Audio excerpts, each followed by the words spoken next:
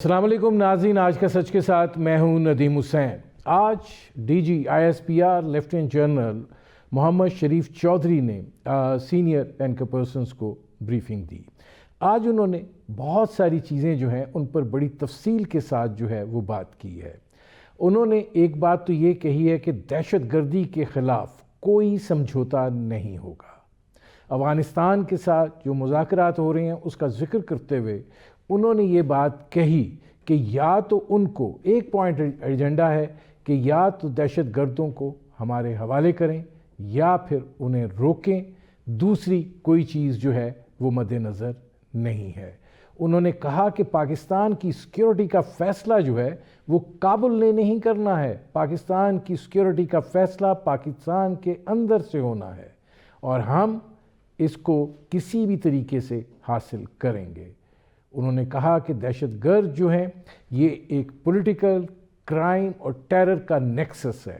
اس حوالے سے انہوں نے خیبر اور تیرا کی جو ہے وہ مثال دی اور انہوں نے بتایا کہ اگر آپ اس ساری صورتحال کو دیکھیں تو انہوں نے یہ بات بڑی واضح کی کہ وہاں پر ایکڑوں کے حساب سے پوسٹ کی کاشت ہوئی ہے، اس وقت وہ سوکھنے پر پڑی ہوئی ہیں، اور اس کے بعد یہ لوگ کیا چاہتے ہیں؟ یہ اصل میں ایک طرح کا سمجھوتا ہے، اور سمجھوتا یہ ہے کہ یہاں سے پوسٹ جو ہے وہ پھر افغانستان چلی جاتی ہے، وہاں سے پھر وہ چرس میں، وہ آئس میں، وہ ہیروئن میں اور ساری چیزوں میں جو ہے وہ تبدیل ہو کے واپس اس کا راستہ جو ہے وہ پاکستان میں آتا ہے اور ہمارے یہاں لوگوں میں استعمال ہوتی ہے۔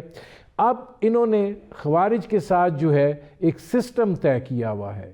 خوارج جو ہیں وہ جب سیکیورٹی فورسز جاتی ہیں تو اس کے خلاف تحفظ فراہم کرتے ہیں، اور یہ جو پیسہ ہے یہ تقسیم ہوتا ہے اور اس طریقے سے تقسیم ہوتا ہے کہ خوارج کو ملتا ہے، وہاں کے لوکل لوگوں کو ملتا ہے، اور اسمگلرز جو ہیں ان کو ملتا ہے، اور پھر جو اوپر ان کے سیاسی لوگ بیٹھے ہوئے ہیں وہ اس کے بڑے حصے دار ہوتے ہیں۔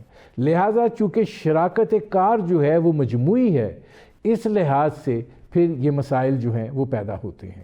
انہوں نے کہا ہم ان کو بار بار کہہ رہے ہیں کہ یا تو آپ ان کو نکالیں یا پھر ہم خود جو ہے وہ نکالیں گے۔ ایسی صورتحال میں انہوں نے کہا کہ آپریشنز ہو رہے ہیں۔ انہوں نے ویڈیوز کی مدد سے دکھایا کہ کس طریقے سے وہاں پر پوسٹ جو ہے اس کو تلف کیا جا رہا ہے، وہاں پر جو ہے کاروائیاں جو ہیں وہ کی جا رہی ہیں، لیکن ان کا کہنا تھا کہ جب کانوائز موو کرتے ہیں، جو چوکیاں ہیں 2611 کلومیٹر طویل سرحد ہے اور ایک چوکی سے دوسری چوکی کے درمیان جو ہے کم از کم فاصلہ 20 کلومیٹر ہے، تو وہاں تک جب رسد اور باقی چیزوں کے لیے کانوائے موو کرتے ہیں تو ان کو نشانہ بنایا جاتا ہے، اور یہ بنیادی طور پر یہ اتنا ضروری گٹھ جوڑ ہے کہ جو دہشت گردوں کے لیے ایک پناہ کا سبب بن رہا ہے۔ انہوں نے کہا کہ اس نیکسس کو توڑنا ہوگا، یہ نیشنل ایکشن پلان کا بڑا بنیادی حصہ تھا اور اس کے اندر گورننس کا پہلو آتا ہے اور اس کو جو ہے وہ آپ نے کرنا ہے۔ انہوں نے کہا کہ نیشنل ایکشن پلان کا ایک اور بھی حصہ تھا کہ جس میں کلیئر کرنا تھا اور اس کے بعد اس کو ہولڈ کرنا تھا اور اس کے بعد اس کو ری بلڈ کرنا تھا، یعنی ہم نے کلیئر تو کر دیا، ہولڈ بھی کر لیا، لیکن جب ہم نے سول انتظامیہ کے حوالے کیا تو پھر وہ اس کو صورتحال کو جو ہے وہ سنبھال نہیں پائے، اور یہی وہ مسئلہ ہے جو اس ساری صورتحال کے اندر ایک بنیادی جڑ ہے۔ اور انہوں نے کہا کہ جو افغانستان کی موجودہ حکومت ہے، یہ حکومت جو ہے یہ طالبان رجیم ہے، یہ نمائندہ حکومت نہیں ہے۔ دوحہ معاہدے میں یہ بات طے ہوئی تھی کہ ایک انکلوسیو حکومت بنے گی جس کے اندر تمام وہاں کے جو لوگ ہیں ان کی نمائندگی جو ہے وہ شامل ہوگی، لیکن یہ جو حکومت اب موجود ہے یہ نمائندہ حکومت نہیں ہے۔ انہوں نے جھنڈا بھی بنا لیا ہے، انہوں نے امارات اسلامی نام بھی رکھ لیا ہے۔ اس کی منظوری کس نے دی ہے؟ کیا اس کی منظوری جو ہے کسی پارلیمنٹ نے دی ہے یا افغانستان کے تمام عوام جو ہے بحیثیت مجموعی جو ہے وہ انہوں نے دی ہے؟ انہوں نے کہا کہ وہاں کے لوگ بھی ان لوگوں کو پسند نہیں کرتے ہیں۔ انہوں نے کہا کہ جو قطر میں اور استنبول میں مذاکرات ہوئے، ہم نے شواہد کے ساتھ ان کو آگاہ کیا کہ جو TTP کے لوگ ہیں وہ ان کے پاس ہیں، ان کے ہاتھوں پر ان کی بیعت ہوئی ہے، لہٰذا آپ کو ان کے خلاف کارروائی کرنی ہوگی۔ اور وہاں پہ یہ بات طے پا گئی تھی کہ جو سیز فائر ہوا ہے اس کا مطلب یہ ہے کہ افغانستان کی سرزمین جو ہے وہ پاکستان کے خلاف کسی کارروائی کے لیے استعمال نہیں ہوگی، اور اگر ہوگی تو پھر وہ سیز فائر ختم ہو جائے گا، اور پاکستان جو ہے وہ کارروائی کا حق رکھتا ہے، اور ہم یہ صلاحیت بھی رکھتے ہیں۔ اس کا ہم نے مظاہرہ بھی کیا ہے۔ ہم نے جو 24 گھنٹے کے اندر افغانستان کے اندر کیا، اس میں 206 جو افغان طالبان سپاہی ہیں وہ مارے گئے، 112 جو ہیں وہ خوارج مارے گئے، اور جو باقی نقصان ہوا یا باقی چیزیں وہ ٹھیک ہے، پھر بہت زیادہ لگتا ہے، لیکن یہ کیا ہے اور ہم کریں گے اور ہم کر سکتے ہیں۔ انہوں نے کہا کہ ہم نے یہ فیصلہ کرنا ہے، ریاست نے یہ فیصلہ کرنا ہے، حکومت نے یہ فیصلہ کرنا ہے کہ اب دہشت گردی جو ہے وہ مزید نہیں چلے گی۔ سرپرست بھی سن لیں، سہولت کار بھی سن لیں، اور جو اس سے فائدہ اٹھا رہے ہیں وہ بھی سن لیں۔ اس کے بعد جو دوسری اہم چیز تھی، انہوں نے ایک جو بھارت جو ہے وہ اس وقت بڑی جنگی مشقیں کر رہے ہیں، انہوں نے کہا وہ جنگی مشقیں کر رہے ہیں، کریں۔ ہم نے ان کو 9 اور 10 مئی کو بتا دیا تھا کہ کیا صورتحال ہے، اور جب 10 مئی کی صبح طلوع ہوئی تھی تو وہ پھر بھاگتے ہوئے گئے تھے، اور اب بھی یہی صورتحال ہوگی، مؤثر، برق رفتار اور جواب جو ہے وہ دیا جائے گا۔ انہوں نے کہا کہ ایک فیک نیوز پلائی جاتی ہے زمین پر یا فضا میں، جب وہ کارروائی کرتے ہیں تو وہ چونکہ عیاں ہو جاتی ہے، اس کے اندر ان کا جو جھوٹ کا میکنزم ہے اس کو کوئی کامیابی نصیب نہیں ہوتی، لہٰذا وہ پھر اب شاید سمندر کی طرف اس لیے راغب ہوئے ہیں کہ وہاں پہ کوئی ایک فکٹیشیس کوئی کارنامہ جس کو میڈیا بائی کر سکے وہ کریٹ کر لیں اور اپنی سبکی یا اپنی خفت جو ہے اس کو مٹا سکیں۔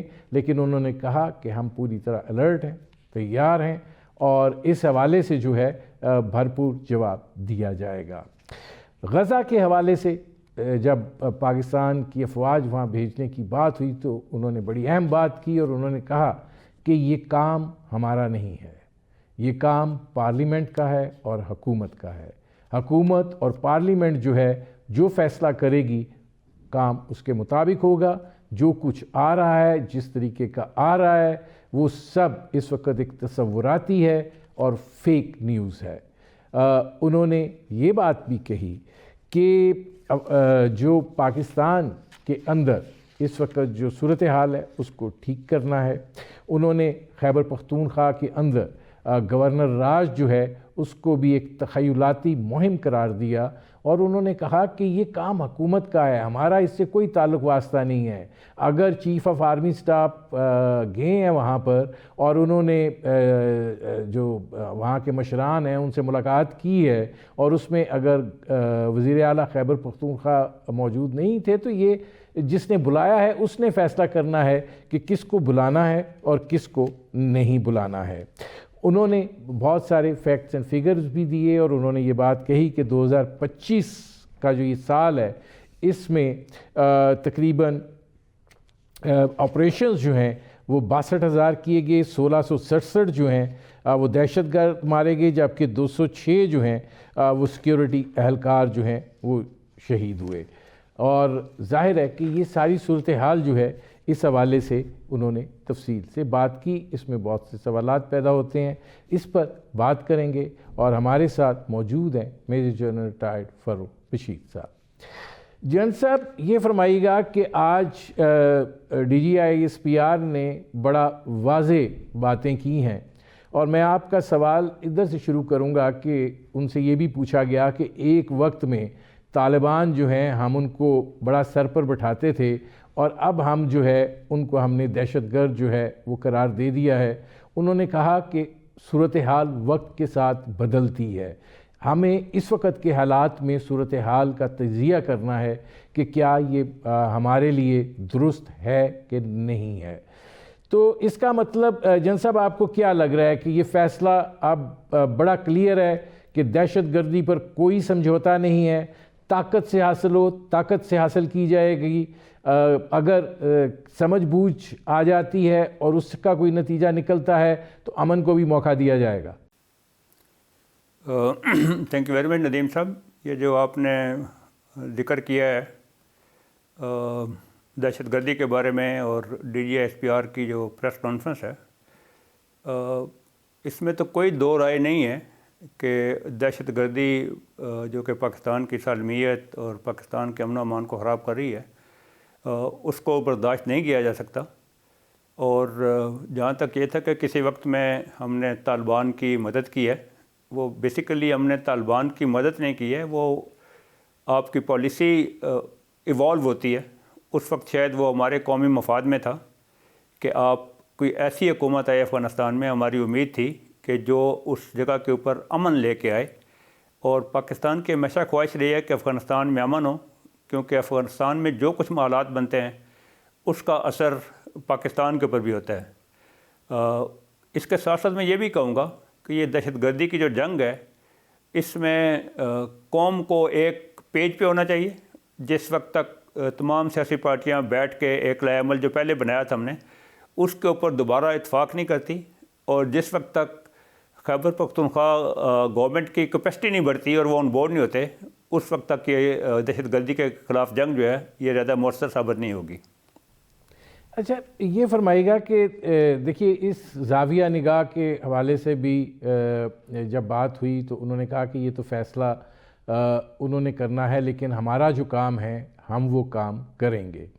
اب اس میں یہ جو نیکسس ہے، یعنی یہ جو سمگلنگ کا معاملہ ہے، خاص طور پر خیبر پختونخوا کے حوالے سے، بلوچستان کے حوالے سے انہوں نے کہا کہ وہاں سے تو پیٹرول کی سمگلنگ ہوتی تھی، وہ اب کنٹرول میں آ گئی ہے اور وہ اتنا ایشو نہیں ہے. لیکن یہاں پر یہ جو ڈرگز اور نان کسٹم پیڈ گاڑیاں اور دیگر یہ افغان ٹرانزٹ ٹریڈ جو ہے، ظاہر ہے کہ یہ ایک بڑا رول ادا کر رہی ہے، اور یہ اصل میں ایک ایسی اکانومی ہے کہ جس کے اندر ادھر اور ادھر کے لوگ جو ہیں وہ انوالو ہیں، اور ان کو تحفظ جو ہے وہ دہشت گرد فراہم کرتے ہیں. اب اس میں سیاسی لوگ بھی انوالو ہیں، اس کا انہوں نے ذکر نہیں کیا.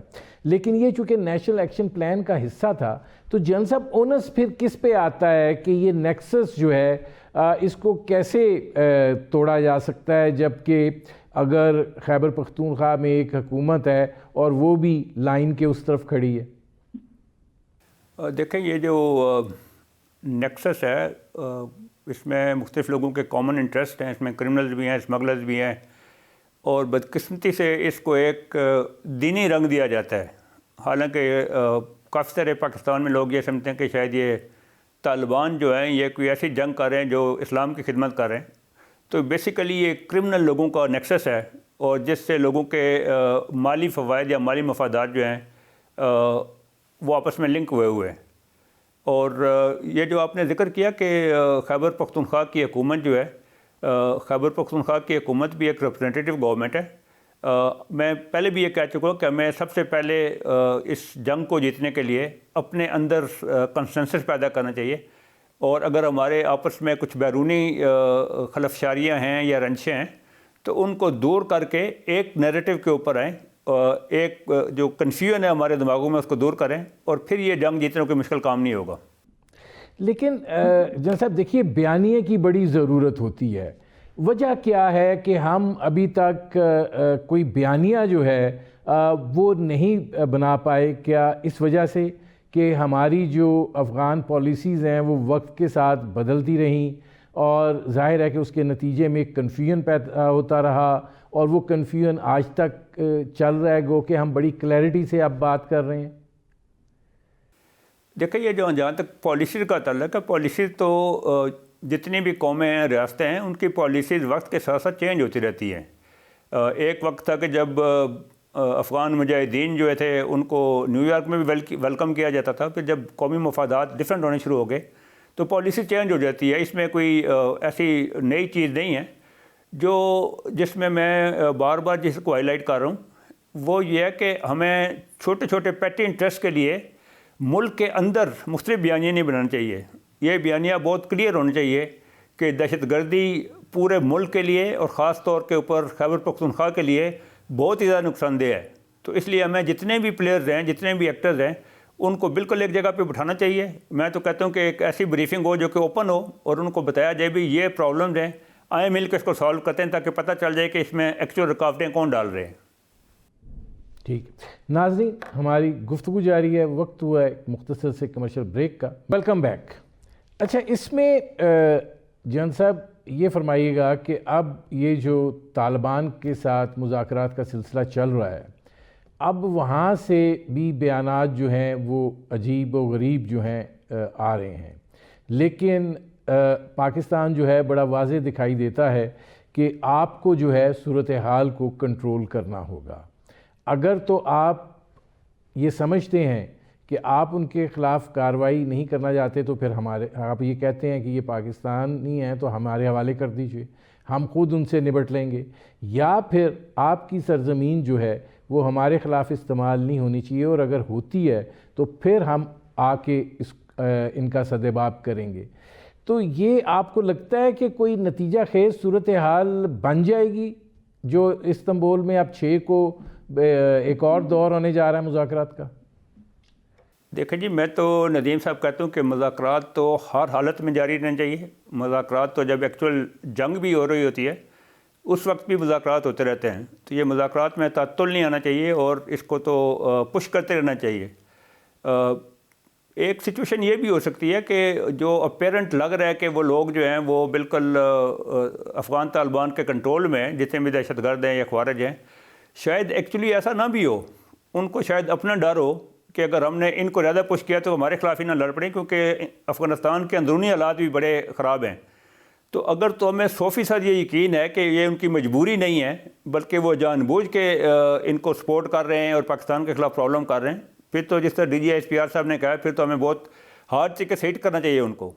لیکن اگر کچھ بیچ میں ایسا بھی سلسلہ ہو سکتا ہے کہ شاید ان کی اپنی مجبوریاں ہوں کیونکہ ان کے اندر خود بہت بڑے گروپس ہیں، تو اگر ایسی سچویشن ہے تو پھر مذاکرات کو ٹائم دینا چاہیے اور اس سے ایک اچھے نتیجے کی امید رکھنی چاہیے.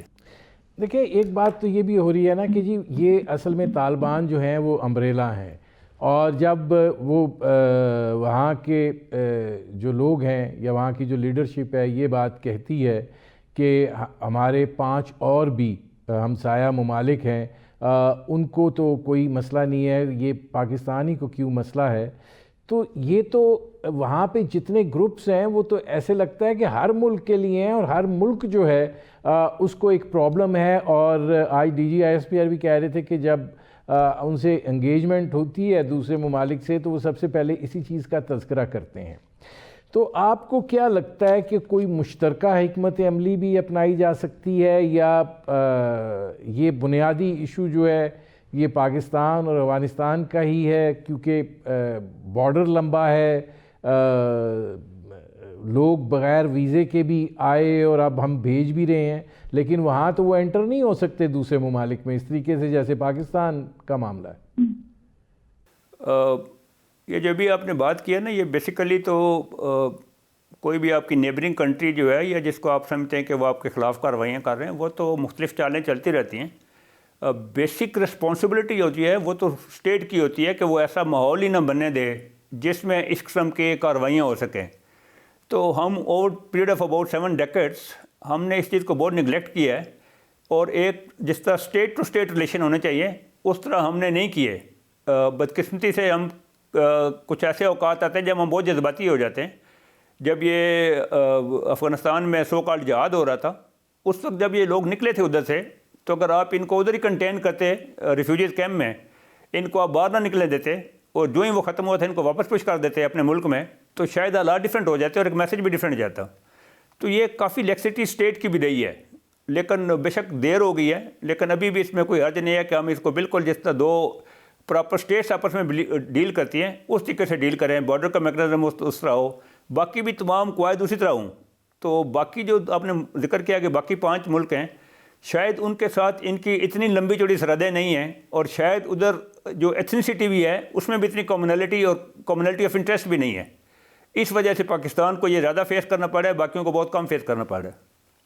اچھا، اب اس میں یہ فرمائیے گا کہ ظاہر ہے کہ ہم نے انگیجمنٹ طالبان سے بہت کی ہے کوئی تھوڑی انگیجمنٹ نہیں ہوئی ہے، لیکن اس کا نتیجہ جو ہے کوئی نہیں نکلا. چائنا تک بیچ میں شامل ہوا، بڑی ملاقاتیں ہوئیں، پھر ماسکو اعلامیہ. تو آپ کو کیا لگ رہا ہے کہ یہ ان کی جو وار اکانومی ہے اور اب جو انڈین نیکسس ہے اس کے بعد کیا کوئی خیر کی توقع رکھنی چاہیے؟ دیکھیں، میں ندیم صاحب بہت آپٹیمسٹ آدمی ہوں. خیر کی توقع تو ہمیشہ رکھنی چاہیے. میں نے آپ کو بتایا نا کہ دونوں پرونگ جو ہیں، بلکہ تینوں پرونگ جو ہیں، ان کو ہمیں ایکشن میں لانا چاہیے. پہلے تو وی مسٹ پٹ اور اون ہاؤس ان آرڈر، اور گھر کے اندر ایک اچھا نیریٹو بنائیں، ایک اچھا بیانیہ بنائیں، اور جس میں ایک قومی اتفاق رائے ہو سکے. اور یہ ہو سکتا ہے، کوئی مشکل کام نہیں ہے. جو ہمارے ڈفرینٹ پولیٹیکل ایکٹرز ہیں وہ سب پاکستانی ہیں، مل بیٹھ سکتے ہیں اور آپس میں بیٹھ کے ایک قومی نیریٹو بنا سکتے ہیں. پہلی تو یہ چیز ہے. دوسری بات جو ہے ہماری کہ انڈیا کا جو وہ ہے، تو انڈیا تو تھرو آؤٹ ہسٹری میں دیکھیں تو وہ افغانستان میں اپنا انفلوئنس بناتا رہا ہے، اور ابھی بھی وہ بنا رہا ہے. تو یہ تو دو قوموں کے درمیان ان کے جو آپس کے تعلقات ہیں، جس وقت تک وہ ہمیں زیادہ تھریٹن نہ کریں تو وہ افغانستان ایک انڈیپینڈنٹ کنٹری ہے وہ کرے. اور جدھر ہمیں یہ محسوس ہوتا ہے کہ ان کا انفلوئنس ہمارے اوپر وہ کر رہا ہے تو ہمیں بھی اپنا اس کا کاؤنٹر جو ہے وہ کرنا چاہیے. اور تیسرا جو پرونگ میں بتا رہا ہوں وہ یہ ہے کہ وہ تو جو D G S P R صاحب نے کہا ہے، وہ تو ہمارے پاس آپشن ہے، کیپیبلٹی ہے، اور ہمارے پاس وہ عزم بھی ہے کہ جس وقت ہم چاہیں، اگر وہ ہماری بات نہیں مانتے اور دہشت گردی کا سلسلہ بند نہیں ہوتا تو ہم اتنی ہمارے میں طاقت ہے کہ ہم ان کو ہٹ کر سکتے ہیں، ان کو نیوٹرلائز کر سکتے ہیں. لیکن بہتر طریقہ کار یہ ہے کہ بجائے اس کو ایک پرولونگڈ وار کرنے کے یا ایک اور دوریاں پیدا کرنے کے، آفٹر آل ہماری اتنی لمبی سرحد ہے، دونوں طرف قبائل ایک طرح کی بات چیت کرتے ہیں، تو اگر یہ پیسفلی ریزالو ہو جائے تو یہ دونوں ملکوں کے لیے بہتر ہے. لیکن جن صاحب یہ فرمائے گا کہ ظاہر ہے کہ وہاں پہ مختلف وار لارڈز ہیں اور ان کو پیسہ چاہیے، ان کو صرف ایک کام آتا ہے، یا اب وہاں پہ دوسرے گروپس بھی ایکٹیو ہو رہے ہیں، تو انڈیا جو ہے وہ پیسہ وہاں پہ فیول کر رہا ہے. تو ایسی صورتحال میں تو نہیں لگتا کہ کوئی بات جو ہے وہ سنی جائے گی اور ایونچولی ہمیں طاقت ہی آزمانی پڑے گی؟ نہیں، دیکھیں، یہ ہم تقریباً ایک چیز کے اوپر تھوڑا سا وہ اسٹک ہو گئے. میری بھی کچھ لوگوں سے بات چیت ہوتی رہتی ہے. افغانستان کے اندر لوگ جو ہیں وہ بھی اس رجیم سے بہت تنگ ہیں. ابھی ان کی پرابلم یہ ہے کہ ان کے پاس اور کوئی آپشن نہیں ہے. اس ملک میں تقریباً 50 سال سے جنگ ہو رہی ہے، ایک نئی جنگ لوگ شروع نہیں کرنا چاہتے. لیکن جس طرح کی ان کی ایٹیٹیوڈز ہیں یا جس طرح کا ان کا ورلڈ ویو ہے، ان سے تو افغانستان کے اندر بھی کوئی خوشی نہیں ہے اور کمپلیٹ بدحالی ہے. تو ایسی صورتحال میں یہ بھی ہو سکتا ہے کہ ملک کے اندر ہی کچھ لوگ ایسے ہو جائیں، اکٹھے ہو جائیں، جو کہ اس رجیم کو چینج کرنے کی سوچیں. کیونکہ افغان عوام بھی بیسیکلی جتنی بھی یہ لڑائی جھگڑا ہوتا ہے، ٹریڈ بند ہوتی ہے، اس کا ڈائریکٹلی ایفیکٹ جو ہے وہ افغان عوام کے اوپر بھی ہوتا ہے. ٹھیک ناظرین، ہماری گفتگو جاری ہے، وقت ہوا ہے مختصر سے کمرشل بریک کا. Welcome back. انڈیا والا معاملہ جو ہے، انہوں نے کہا کہ یہ کچھ جسے کہتے ہیں نا کہ فکٹیشیس ایکٹیویٹی کرنا چاہتے ہیں سمندر میں، کیونکہ وہ جو بھی کلیم کر لیں گے وہ اس کو بیچنا آسان ہوگا. زمین اور آسمان پہ تو یہ پکڑے جاتے ہیں. تو آپ کو کیا لگتا ہے کہ انڈیا جو ہے وہ ایکسرسائز سے بات آگے بڑھے گی؟ ہمیں ندیم صاحب ہر حالت میں بہت ویجیلنٹ رہنا چاہیے، کیونکہ انوائرمنٹ ایک ایسا بن گیا ہے کہ مئی کے ایونٹ کے بعد ان کی بہت سبکی ہوئی ہے، اور انٹرنیشنلی بھی اور اپنی قوم کے طور کے اوپر بھی. تو وہ کسی نہ کسی طریقے سے تو یہ جو ان کی جو سبکی ہوئی ہے اس کو ختم کرنے کی کوشش کریں گے. اور ویسے بھی یہ ایک ملٹری کا سٹائل بھی رہتا ہے کہ وہ وار گیمز اور وار کی پریکٹسز جو ہیں مشقیں کرتے کرتے وہ کوئی نہ کوئی ایکٹیویٹی کر دیتی ہیں. تو ہمیں تو بالکل بھی اپنے گارڈ کو لوور نہیں کرنا چاہیے. اور لیکن میرے اپنے ذہن میں یہ ہے کہ اگر ان کو تھوڑی سی بھی مائنڈ سیٹ کی سمجھ آئی ہو، جو کہ 9 مئی کے بعد جو پاکستان نے ان کو شو کی ہے، تو ان کو دوبارہ اس قسم کی وینچر نہیں کرنی چاہیے. کیونکہ ابھی وار جو ہے وہ خالی گولیوں اور ٹینکوں کی نہیں رہی، ابھی وار بہت ڈسٹرکٹیو ہو گئی ہے، اور ود ان ڈیز جو ہے وہ ہر چیز ملیا میٹ بھی ہو سکتی ہے. تو میرے خیال میں تو دونوں ملکوں کو کسی طریقے سے ٹیمپریچر ڈاؤن کرنا چاہیے اور اللہ نے جو ہمیں بھی عزت دی ہے ہمیں بھی تھوڑا سا اس کو سمیٹ کے تو کوئی کوشش کرنی چاہیے کہ کسی طریقے سے چیزیں ڈیفیوز ہوں، کیونکہ یہ پورے خطے کو ہاسٹیج بنا ہوا ہے انڈیا پاکستان کے ریلیشن کی وجہ سے اور پاکستان افغان کے ریلیشن کی وجہ سے، اور کسی طرح کوشش کرنی چاہیے کہ پیس کے اوورچر جائیں اور یہ جو ٹینشن بنی یہ کم ہو۔ لیکن اس میں جن صاحب پاکستان جو ہے وہ تو بار بار یہ بات کہتا آیا ہے، اور ظاہر ہے جب پہلگام کا واقعہ ہوا تھا تو یہی کہا تھا کہ بھائی کوئی کریڈیبل آپ کے پاس ہیں شواہد تو وہ پیش کر دو، ہمیں نہیں دیتے ہو تو بین الاقوامی سطح پہ ان کو رکھ دو تاکہ کوئی بھی اس کے اوپر تحقیقات جو ہے وہ کی جا سکے، لیکن وہ نہیں مانے۔ اور ویسے بھی جو ان کا وزیر اعظم ہے وہ تو خود ایک اکلیم دہشت گرد ہے، تو ایسی صورتحال میں وہ ایک مائنڈ سیٹ ہے، تو وہ جو مائنڈ سیٹ ہے اس میں آپ کو لگتا ہے کہ اس نے وہ چیز ٹرانسفارم کر دی ہے ان کے جرنیلوں میں، اور اب وہ بھی ایک قسم کی پولیٹیکل سٹیٹمنٹس دے رہے ہیں رادر دین کہ جو فوجی جنرلز کو دینی چاہیے؟ دیکھیں یہ جو وار کے درمیان میں جو ٹائم ہوتا ہے اس میں لوگ پوسٹنگ کرتے ہیں، اسٹیٹمنٹ دیتے ہیں، اور وہ اپنے جو ہے نا خیالات بیان کرتے ہیں، دوسرے کو امپریس کرنے کی کوشش کرتے ہیں، یا ان کو تھوڑا سا وہ مینٹلی نیچا دکھانے کی کوشش کرتے ہیں۔ تو یہ تو مطلب کیونکہ انہونی چیز نہیں ہے، یہ چلتا رہتا ہے۔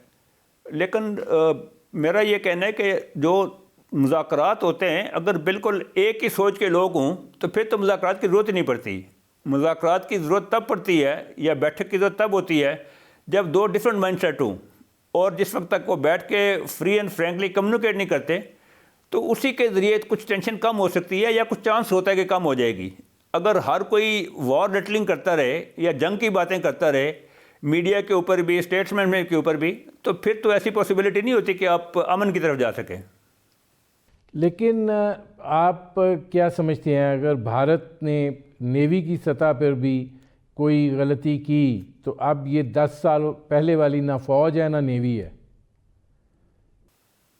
نہیں دیکھیں جو غلطی والی بات جو ہے نا وہ تو جب یہ مئی والا ایونٹ ہوا اس سے پہلے کوئی ہفتہ پہلے جب ٹینشن برو ہو رہی تھی تو میں ایک ٹاک شو میں تھا، تو انہوں نے مجھے کہا کہ جی آپ کا لاسٹ کومنٹ کیا ہے؟ تو میں نے اس وقت کہا تھا کہ لاسٹ کومنٹ میرا انڈین کے لیے ہے کہ ہمیں زیادہ نہ چھیڑیں، آپ لوگ پچھتائیں گے۔ تو ابھی چاہے نیوی ہو، آرمی ہو، ایئر فورس ہو، جدھر بھی انہوں نے کچھ ایکشن کیا تو پاکستان آرمی کی جو موجودہ لیڈرشپ ہے اس کے جو اوورچرز ہیں اس سے لگتا ہے کہ ان کو کوئی ڈاؤٹ نہیں ہے کہ انہوں نے کیا کرنا ہے، اور وہ ایک میکسیمم جو رسپانس ہوگا اور سوئفٹ رسپانس ہوگا وہ دے گا، اور اس سے پھر ڈسٹرکشن ہوگی جو کہ انڈیا کے لیے فائدہ مند ہے نہ پاکستان کے لیے فائدہ مند ہے۔ اچھا اب یہ فرمائیے گا کہ غزہ کی صورتحال جو ہے وہ ہے، اور یہ بات کہی جا رہی ہے کہ پاکستان کی فوج جو ہے وہ اس سمند دستے کا حصہ ہوگی جو وہاں جائے گا، اور اس حوالے سے ظاہر ہے کہ ابھی تو بڑا پری میچور ہے کہنا کہ کیا سچویشن ہے، لیکن ایسے لگتا ہے کہ بہت سی چیزیں طے بھی ہو چکی ہیں۔ تو آپ کو کیا لگتا ہے کیا ہونا چاہیے؟ دیکھیں یہ فارچونیٹلی میرا کوئی 2-3 دفعہ UN مشن پہ بھی جا کے سرو کرنے کا ایکسپیرینس ہے۔ تو پہلے تو یہ ہے کہ یہ کس مینڈیٹ کے تحت یہ فورس جائے گی۔ اگر تو یہ UN کے مینڈیٹ کے تحت جاتی ہے تو پھر کچھ اس کے بارے میں پاکستان کی اگر انوالومنٹ ہوتی ہے تو اس کے بارے میں سوچا جا سکتا ہے یا اس کے اوپر ڈیلیبریٹ کرنا چاہیے قوم کو۔ لیکن اگر وہ UN مینڈیٹ سے باہر کوئی چیز ہے تو اس میں تو بالکل پارٹیسپیٹ نہیں کرنا چاہیے۔ اور دوسرا یہ کہ ٹائپ آف مشن کیا ہوگا، اس کا مینڈیٹ کیا ہوگا، آیا وہ پیس کیپنگ ہوگی، پیس انفورسمنٹ ہوگی، یہ ساری چیزیں دیکھ کے پھر ڈیسیژن کرنا پڑے گا۔ اور اس کو بھی ایک بہت اوپن فورم کے اوپر جو کہ پارلیمنٹ کا فورم ہے اس کے اوپر اندرونی اختلافات کو بھلا کے حکومتی ارکان اور اپوزیشن والے بیٹھ کے اس کے اوپر ڈسکس کریں اور جو ایک قومی اتفاق رائے بنتی ہے اس پہ عمل کریں۔ آپ کو کیا لگتا ہے کہ یہ جو بھی ارینجمنٹ طے پاتا ہے اس میں آپ کو لگتا ہے کہ عمل درآمد ہو پائے گا ابھی تو جو سیز فائر ہے یا جو جنگ بندی ہے غزہ کی وہی مکمل طور پر جو ہے وہ نہیں اس پر عمل درآمد ہو پا رہا. روزانہ کی بنیاد پر اسرائیل ابھی بھی بمباری کر رہا ہے, لوگوں کو مار رہا ہے, اور وہ کہہ رہا ہے میں امریکہ کو بتا کے مار رہا ہوں. دیکھیں میں نے اس لیے ندیم صاحب کہا نا کہ ویسے تو ابھی یو این جو ہے اس کی بھی کریڈیبلٹی کوئی نہیں رہی, کیونکہ اس کی بات ہی کوئی نہیں سنتا. اور اگر یہ خالی کوئی ایسا ایک ماحول کریٹ کرنا ہے جس میں کچھ ڈفرینٹ کنٹریز کے لوگ لے جا کے آرمی کے ادھر ان کو بٹھانا ہے اور امریکہ اور اسرائیل کی وشز جو ان کا ایجنڈا اس کی تکمیل کرنی ہے, پھر تو پاکستان کو بالکل کسی صورت میں نہیں جانا چاہیے. اور میں ایک اور بھی چیز آپ کو واضح کروں کہ پاکستان نے تو آج دن تک اسرائیل کو تسلیم ہی نہیں کیا, اور وہ کیسے مطلب کہ کانفلکٹ کا حصہ بنے ہوئے جس میں پاکستان جا کے سالسی کرے گا یا پیس کو انفورس کرے گا. تو یہ ساری چیزیں جو ہیں یہ پارلیمنٹ کو یا قومی جو ہمارے لوگ ہیں ان کو اس کے اوپر اتفاق رائے کرنی چاہیے, ایک بحث ہونی چاہیے, اور اس کے بعد جو بھی اتفاق رائے ہوتا ہے وہ ہو جائے. لیکن مجھے یہ پرپوزل پرسنلی کوئی ورکیبل نہیں لگتا. لیکن یہ جو غزہ کی صورتحال ہے اس کے اندر آپ کو کیا لگتا ہے کہ امریکہ واقعی سنجیدہ ہے؟ کیونکہ سب چیزیں چل رہی ہیں لیکن امن نہیں قائم ہو رہا. ٹھیک ہے کچھ کوریڈورز کھلے ہیں لیکن روزانہ کی بنیاد پر بمباری بھی ہو رہی ہے, فلسطینی بھی شہید ہو رہے ہیں. ندیم صاحب یہ غزہ کا جو پچھلے 3 سال سے ٹریجڈی چل رہی ہے, اگر اس کے بعد بھی ہمارے ذہن میں یہ ہے کہ کوئی اس دنیا میں رول بیسڈ یا مورالٹی یا کوئی ایتھکس رہ گئے تو پھر ہم ایک ڈیلیوژن میں ہیں. آپ یہ دیکھیں کہ غزہ کو بالکل تباہ کر کے رکھ دیا ہے, 3 سال سے نہتے لوگوں کو مار مار کے بالکل ختم کر دیا ہے, نسل کشی کر دی ہے. اس کے باوجود پوری دنیا بیٹھی ہوئی ہے, یو این کی کوئی بات نہیں سن رہا. تو ایسے ماحول میں آپ کیسے ایکسپیکٹ کر سکتے ہیں کہ ایک پیس کیپنگ یا پیس انفورسمنٹ فورس جائے گی, اس کے اوپر بمبارڈمنٹ نہیں ہوگی, اس کے اوپر اٹیکس نہیں ہوں گے, اور پھر ان کو بچانے کے لیے کون جائے گا؟ تو یہ ایک بڑی کمپلیکس سچویشن ہے. ٹھیک ہے, بہت شکریہ میجر جنرل ریٹائرڈ فاروق بشیر. ناظرین یہ تھے میجر جنرل ریٹائرڈ فاروق بشیر, آپ نے ان کی گفتگو سنی. اب تک کے لیے اتنا ہی, اجازت دیجیے, اللہ حافظ.